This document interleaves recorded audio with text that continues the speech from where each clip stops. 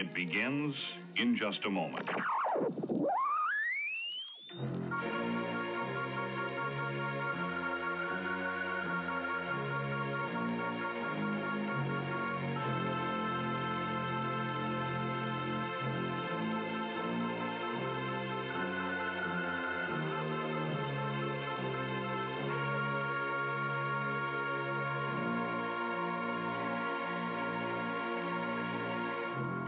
The American Broadcasting Company, in association with the Radio Corporation of America, is proud to bring to you tonight one of the many copywritten stories from the pages of Tales of Suspense magazine, available in your Hearst Weekend Circular or wherever newspapers are sold.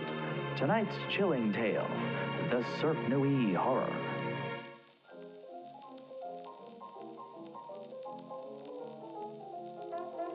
In a city too well acquainted with horror and the supernatural, one event stands out in New Orleans' long litany of unexplained tragedies.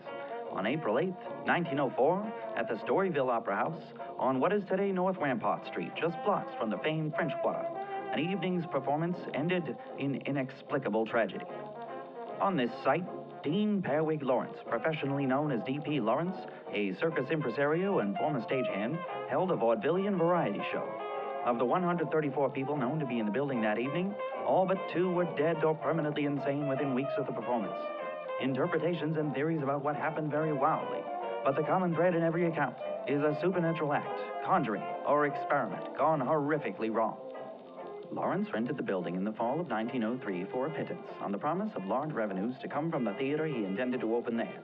At that time, the building had been derelict for many years, but it had originally been a hospital for yellow fever victims during the frequent outbreaks of the 1800s. In the 1870s, it is said that the so-called voodoo queen, Marie Laveau, was regularly seen at the hospital tending to the sick. For months after he acquired the building, Lawrence aggressively courted New Orleans Theater Society to generate interest and seek funds for the restoration of the building, promising a world-class house of drama, comedy, and theater. During this time, he also assembled his troupe of performers and began rehearsing them for the theater's opening performance. Lawrence refused to give the names of his players, but claimed that they hailed from 12 different countries and that they were performers of the first order. Some speculated that the whole thing was a hoax and that Lawrence was actually using a troupe of unknown amateurs. Even this sparked public curiosity. For the theater's inaugural offering, Lawrence promised a vaudevillian spectacular entitled The Cirque Nuit, or Nighttime Circus. The show was to feature live music, fortune-telling, juggling, trapeze artists, oriental dances, fire performance, sideshow acts, and a finale with a mystery performer who Lawrence evasively described as, quote, a dazzling incarnation, a pyramid of oriental dance, end quote, saying poetically in the Times Democrat Theater column, quote, all men will gaze in terrible wonder at her undulating scales, end quote.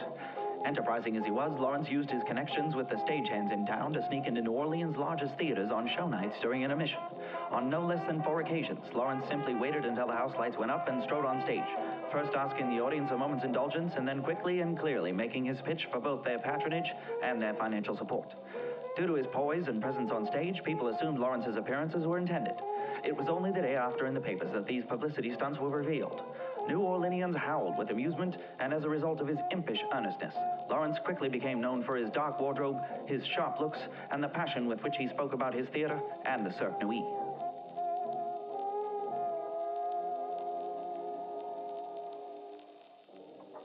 Jean-Robert Lecour, a funeral director on Magazine Street and a vocal supporter of the arts in New Orleans, was so charmed by Lawrence's bravado that he invited the troupe to perform in the private salon of his Garden District home during his birthday celebrations.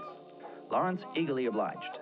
Mr. Lecour said in the Picayune Society column that the private performance Mr. Lawrence offered, quote, erased all doubt that the Cirque Nuit is the most impressively skilled troupe of performers I've yet seen in a lifetime of New Orleans theater, end quote. By now, the city was abuzz with anticipation and publicity was good. Lawrence capitalized on it, and by March of 1904, Cirque Nuit's 3-performance opening engagement, April 8th through 10th, 1904, was completely sold out, and the future of the theater looked bright. The opening performance was scheduled to take place at an inexplicable 1:11 a.m. When pressed by a reporter as to why the show was going on so late, a winking Lawrence said simply, quote, late? Now that idiot Houdini kept an audience up all night last month in London, and that was a one-trick show? Never you fear, we'll give them a shot of chicory coffee and a show they'll never forget, end quote.